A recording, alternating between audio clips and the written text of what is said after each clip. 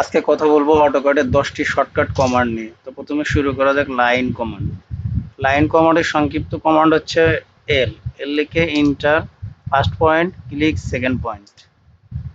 হচ্ছে পলি লাইন। পলি লাইনের shortcut command PL. PL লিখে ইন্টার, ফার্স্ট পয়েন্ট ক্লিক, তারপর সেকেন্ড পয়েন্ট। পলি লাইন দিয়ে সহজে বক্স আঁকানো যায়, আর লাইন কমান্ড দিয়েও বক্স আঁকানো যায়। তো পলি লাইন আর লাইন কমান্ডের মধ্যে পার্থক্য হচ্ছে পলি লাইন দিয়ে বক্স আঁকালে সেটা এক জায়গায় সিলেক্ট করে পুরোটাই সিলেক্ট হয়ে যাবে, আর যদি লাইন কমান্ড দিয়ে বক্স আঁকানো যায় তাহলে সেটা আলাদা আলাদা ভেঙে ভেঙে বক্স তৈরি হবে। এই যে বক্সের প্রত্যেকটা লাইন এখানে আলাদা। তো লাইন কমান্ড আর পলি লাইন কমান্ডের মধ্যে পার্থক্য এতটুকুই। এরপর হচ্ছে রিটেঙ্গেল। রিটেঙ্গেলের shortcut command R S C. R S C লিখে enter, first point click, second point. Rectangle তৈরি হয়ে গেল। তারপর সার্কেল। সার্কেল কমান্ডের শর্টকাট হচ্ছে সি। সি লিখে ইন্টার, তারপর এখানে নির্দিষ্ট মান আমরা 10 দিলাম। 10 দিলে এখানে 20 ইঞ্চি ডায়া তৈরি হবে। এই যে 20 ইঞ্চি ডায়া। আমরা এখান থেকে যদি মেজারমেন্ট নেই, ডায়াতে গেলে আমরা সহজে দেখতে পারবো যেটা একটা, এই যে 10 ইঞ্চি। এরপর হচ্ছে আর্টস কমান্ড।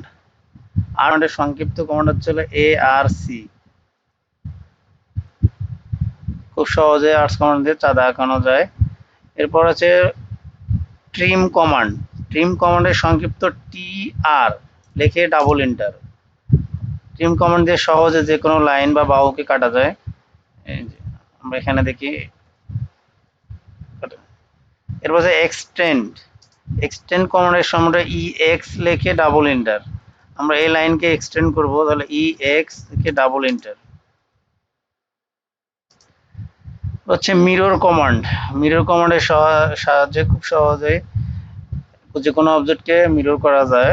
তো মিরর কমান্ড করার জন্য আমরা হলো প্রথমে এম আই লিখে ইন্টার, সিলেক্ট অবজেক্ট, তারপর click, first point, second point. দেখেন আমার এ পাশের যে চতুর্ভুজের আয়তক্ষেত্রটা এ পাশে এসে মিরর হয়ে গেছে। কপি কমান্ডের শর্টকাট কমান্ড হলো সিও অথবা C. P C object select, এখান থেকে আমি সহজে কপি করতে পারবো, অথবা object select CO.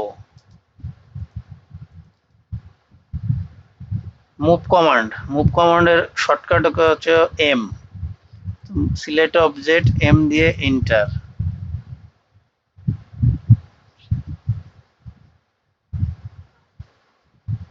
Scale command. Scale কমান্ডের শর্টকাট হলো S C.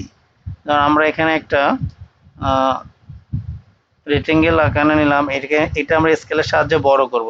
Select object, S C দিয়ে এন্টার, সিলেক্ট পয়েন্ট, আর আমরা 2 দিয়ে এন্টার দিলাম, তো ডাবল হবে।